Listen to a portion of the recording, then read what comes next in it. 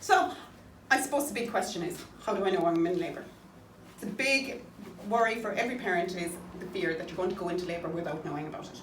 Mother Nature is amazing. Birth doesn't happen without you knowing that it's happening. So what we're going to do is, we're going to do a little breakdown, and this is usually an interactive piece we do in the class. So at the moment, Deirdre and I are just going to go through some different scenarios that might be a possibility of signs of labour.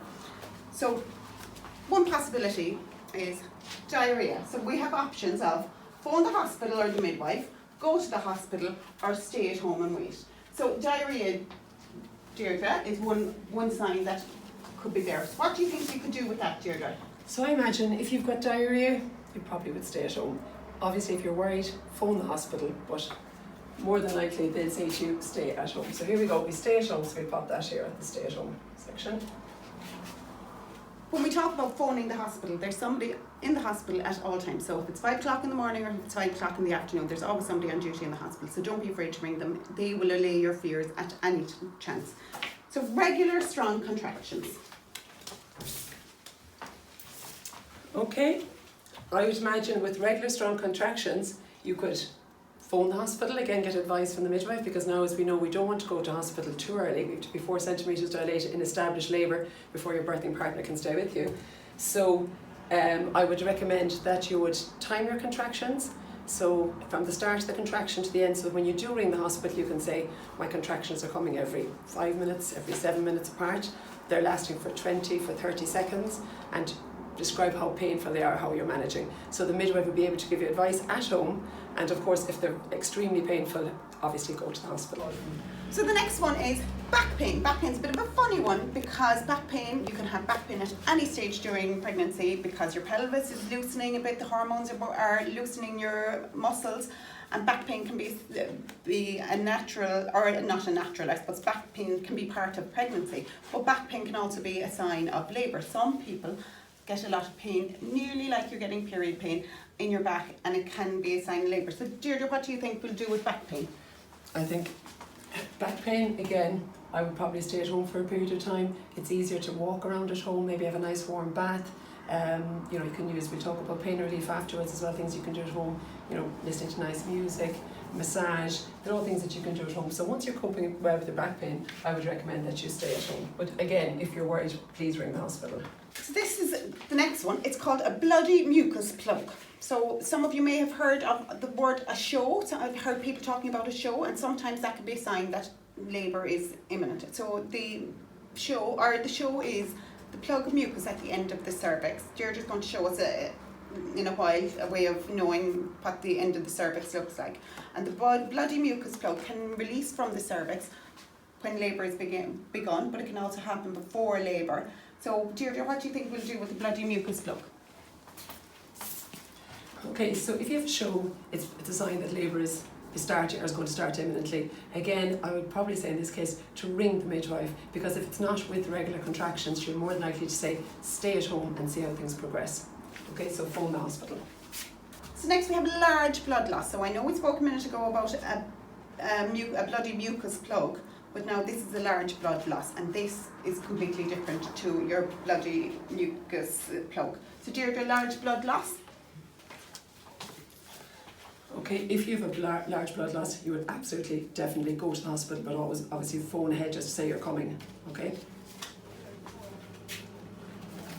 So something else that might happen during labour, you might have wet underwear. So wet underwear could be a sign that your waters have gone, but also it could be just a small little leak of urine. So what would you recommend here, Deirdre?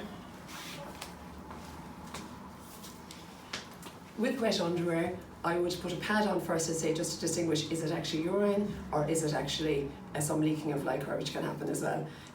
Again, if you're not sure, you could phone the hospital. They may suggest, coming in. They can actually do a quick test as well to see if it's actually lycra or not. So I think phone the midwife in this case. Yeah, brilliant.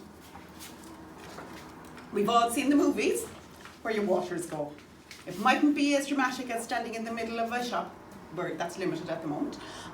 It mightn't be a big massive gush, it actually might just be a small little bit. So your waters, Deirdre. Okay, so if you feel that your waters have gone, once again, you'll be phoning the hospital, they'll ask you a certain amount of questions.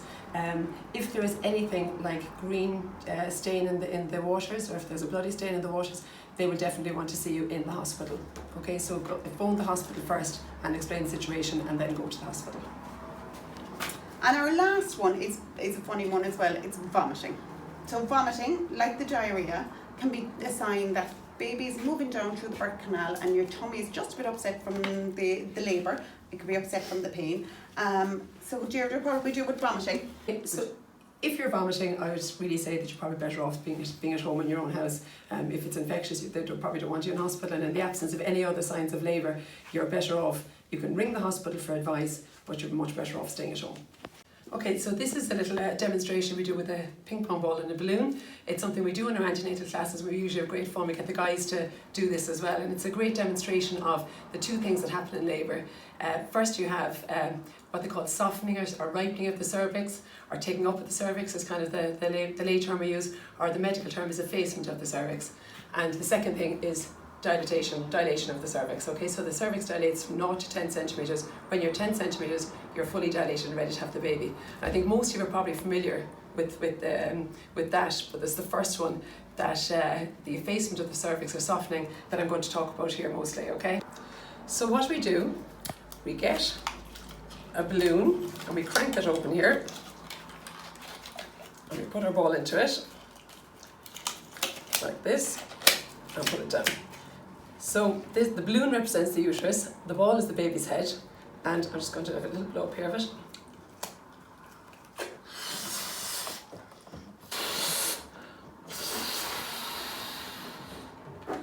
Okay, so here we have the uterus, and you can see the baby's head is settling there at the neck of the womb. So the irregular painless contractions that you get towards the end of pregnancy, Braxton Hicks, you can actually see they have no effect on the actual cervix.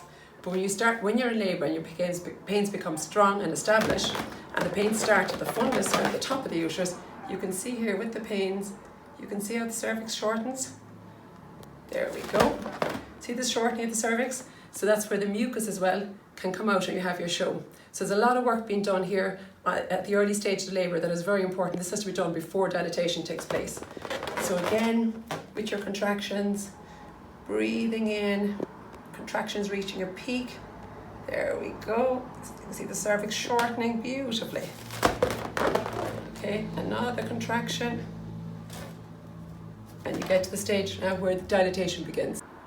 Okay, so just when you get to this stage where there's fierce pressure and you actually want to push the baby out, now you've got to listen to the midwife, because you actually just want to breathe the baby out. Just a gentle little push, or just pant or blow the baby out. And in 1 minute, here we go, a little push. Here we go. There you go, as easy as that.